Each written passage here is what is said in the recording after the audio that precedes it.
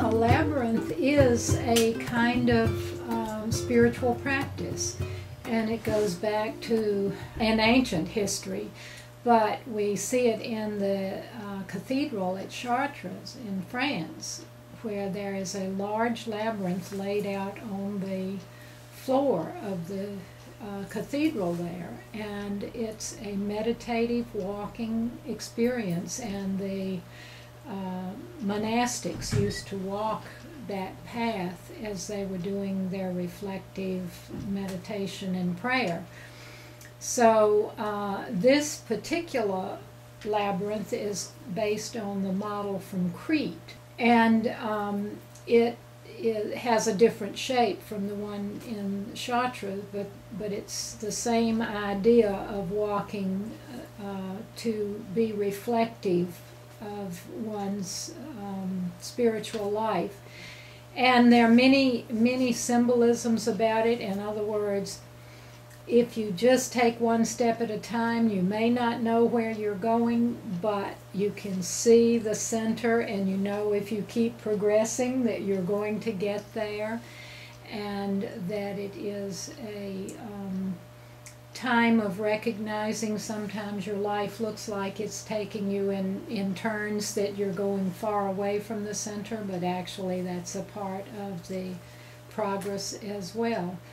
And then when you get to the center, you can wait and have your period of time, and people may have to wait for you, but then when you start going back out the same way you came in, you would step around the path to let people pass you by as they're heading on toward the center. But it's a very reflective thing. A lot of monastics have done it all through the ages. This is a very unusual way for me to pray, because my spiritual practice is to pray with a prayer book and to pray in the company of at least 9 other people.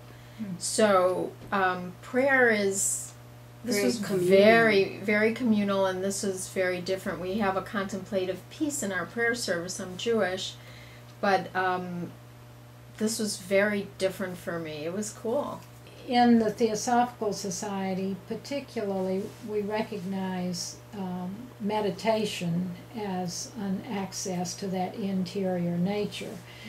And even tiny children can learn to just quiet their minds for a moment, as it says in the Bible, "Be still and know that I am God." And so to be able to have a little bit of stillness so that the divine spark can come into our consciousness. And so there are many ways that one can access that. And I would say that if one has a sense of true open gratitude, that the rest will follow. Yeah. Pretend I'm 9 years old. I sometimes act that way anyway.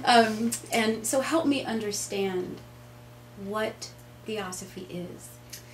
Okay, well, of course, you can, from the word itself, you can understand theos meaning divine or divinity, and Sophia or Sophie meaning wisdom. So it is an exploration of wisdom through the spirit or divine.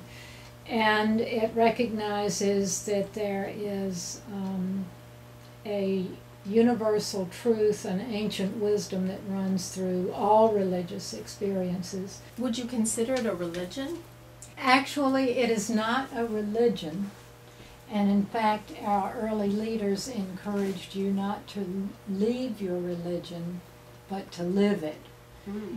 And it is religious in the sense of encouraging one's spiritual practice. And we have people who are totally non-religious, but who are on their spiritual journey. We have Catholics, Protestants, Jews, Muslims. We have all faith traditions.